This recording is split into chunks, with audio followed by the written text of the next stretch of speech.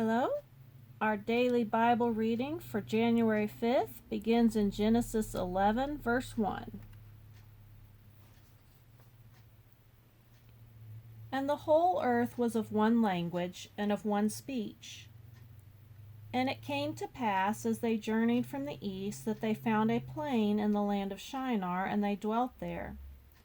And they said one to another, Go to, let us make brick, and burn them thoroughly. And they had brick for stone, and slime had they for mortar. And they said, Go to, let us build us a city, and a tower, whose top may reach unto heaven. And let us make us a name, lest we be scattered abroad upon the face of the whole earth. And the Lord came down to see the city and the tower which the children of men builded.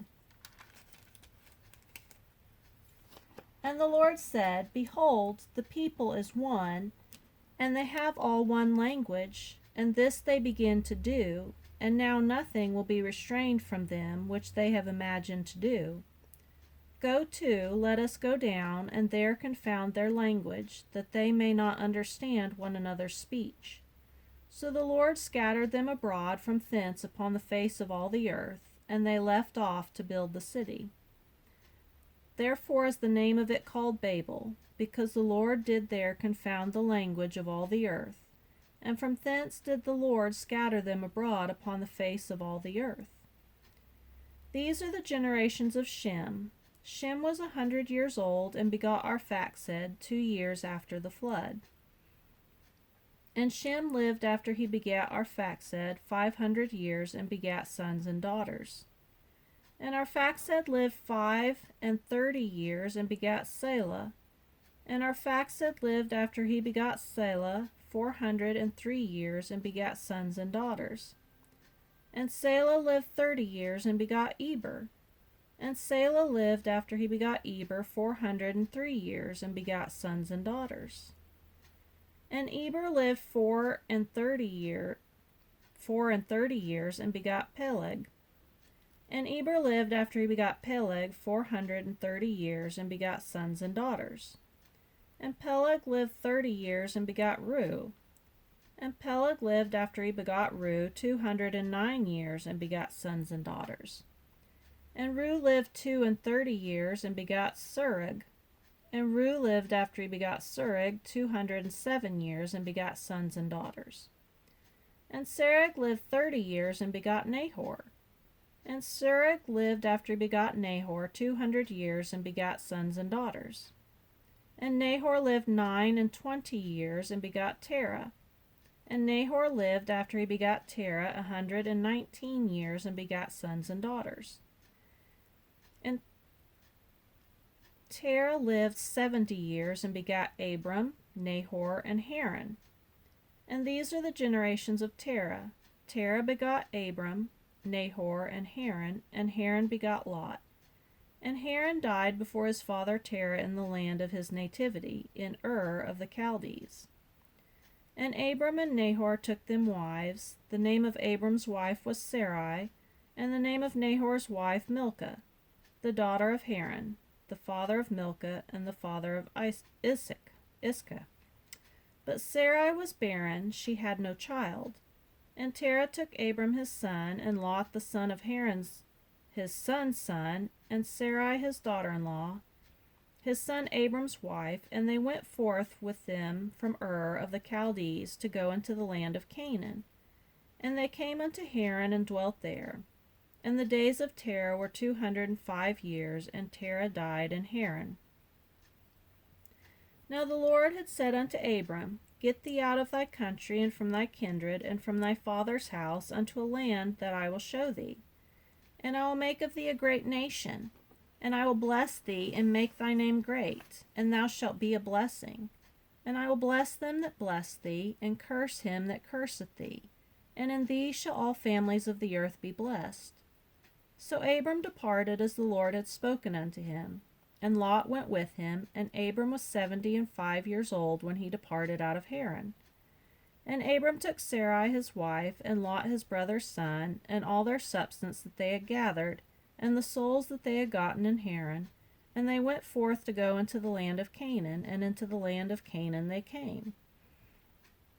And Abram passed through the land into the place of Sichem, unto the plain of Moreh, and the Canaanite was then in the land. And the Lord appeared unto Abram, and said, Unto thy seed will I give this land. And there builded he an altar unto the Lord, who appeared unto him. And he removed from thence unto a mountain on the east of Bethel, and pitched his tent, having Bethel on the west, and Hai on the east. And there he built an altar unto the Lord, and called upon the name of the Lord. And Abram journeyed, going on still toward the south. And there was a famine in the land, and Abram went down into Egypt to sojourn there, for the famine was grievous in the land. And it came to pass, when he was come near to enter into Egypt, that he said unto Sarai his wife, Behold now, I know that thou art fair woman to look upon. Therefore it shall come to pass, when the Egyptians shall see thee, that they shall say, This is his wife, and they will kill me, but they will save thee alive.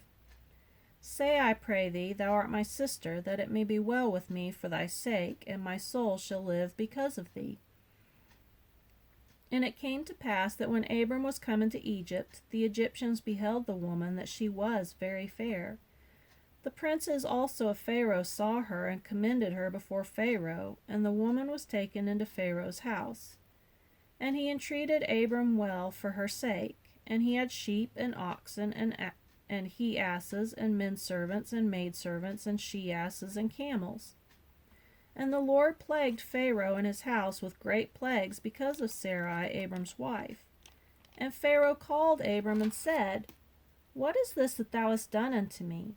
Why didn't thou not tell me that she was thy wife? Why saidst thou, She is my sister? So I might have taken her to me to wife. Now therefore behold thy wife, take her, and go thy way. And Pharaoh commanded his men concerning him, and they sent him away, and his wife, and all that he had.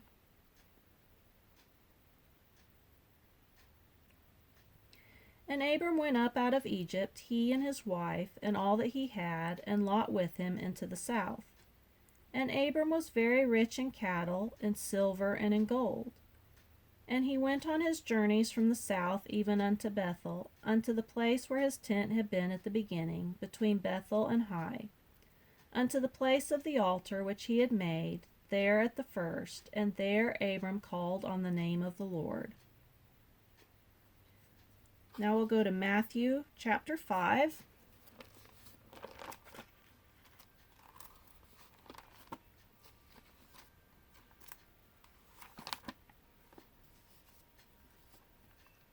Verse 1 through 26.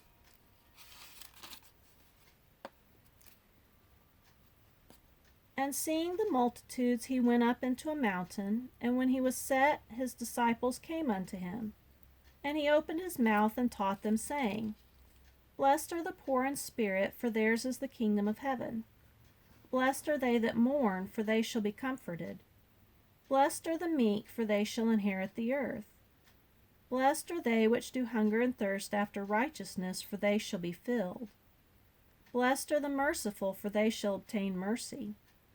Blessed are the pure in heart, for they shall see God. Blessed are the peacemakers, for they shall be called the children of God. Blessed are they which are persecuted for righteousness' sake, for theirs is the kingdom of heaven. Blessed are ye when men shall revile you and persecute you, and shall say all manner of evil against you falsely for my sake. Rejoice and be exceeding glad, for great is your reward in heaven. For so persecuted they the prophets which were before you. Ye are the salt of the earth, but if the salt have lost its savour, wherewith shall it be salted? It is thenceforth good for nothing, but to be cast out, and to be trodden under foot of men. Ye are the light of the world. A city that is set on a hill cannot be hid. Neither do men light a candle and put it under a bushel, but on a candlestick, and it giveth light unto all that are in the house. Let your light so shine before men, that they may see your good works, and glorify your Father which is in heaven. Think not that I am come to destroy the law or the prophets. I am not come to destroy, but to fulfill. For verily I say unto you, till heaven and earth pass, one jot or one tittle shall in no wise pass from the law, till all be fulfilled. Whosoever therefore shall break one of these least commandments, and shall teach men so, he shall be called the least in the kingdom of heaven. But whosoever shall do and teach them, the same shall be called great in the kingdom of heaven. For I say unto you, that except your righteousness shall exceed the righteousness of the scribes and Pharisees, ye shall in no case enter into the kingdom of heaven. Ye have heard that it was said by them of old time, Thou shalt not kill, and whosoever shall kill shall be in danger of the judgment. But I say unto you, that whosoever is angry with his brother without a cause shall be in danger of the judgment. And whosoever shall say to his brother, Raca, shall be in danger of the council. But whosoever shall say, Thou fool, shall be in danger of hell fire.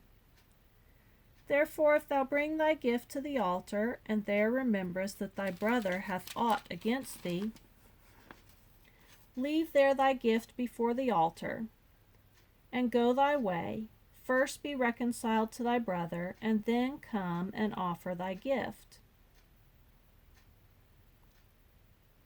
Agree with thine adversary quickly whilst thou art in the way with him, lest at any time the adversary deliver thee to the judge, and the judge deliver thee to the officer, and thou be cast into prison.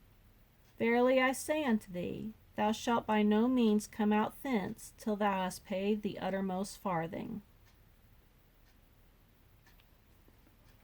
Now we'll go to Psalms chapter 5, verse 1 through 12.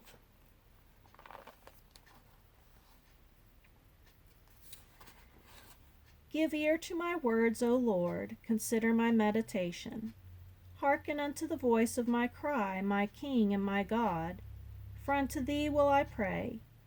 My voice shalt thou hear in the morning, O Lord, in the morning will I direct my prayer unto thee, and will look up. For thou art not a God that hath pleasure in wickedness, neither shall evil dwell with thee. The foolish shall not stand in thy sight. Thou hatest all workers of iniquity. Thou shalt destroy them that speak leasing. The Lord will abhor the bloody and deceitful man. But as for me, I will come into thy house in the multitude of thy mercy, and in thy fear will I worship toward thy holy temple. Lead me, O Lord, in thy righteousness because of mine enemies. Make thy way straight before my face. For there is no faithfulness in their mouth. Their inward part is very wickedness. Their throat is an open sepulchre. They flatter with their tongue. Destroy thou them, O God. Let them fall by their own counsels. Cast them out in the multitude of their transgressions, for they have rebelled against thee.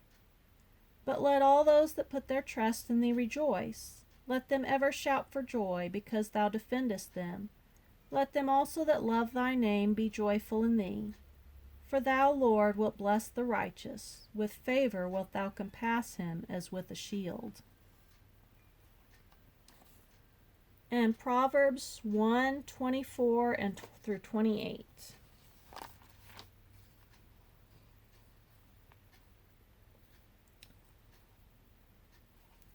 Because I have called and ye refused, I have stretched out my hand and no man regarded.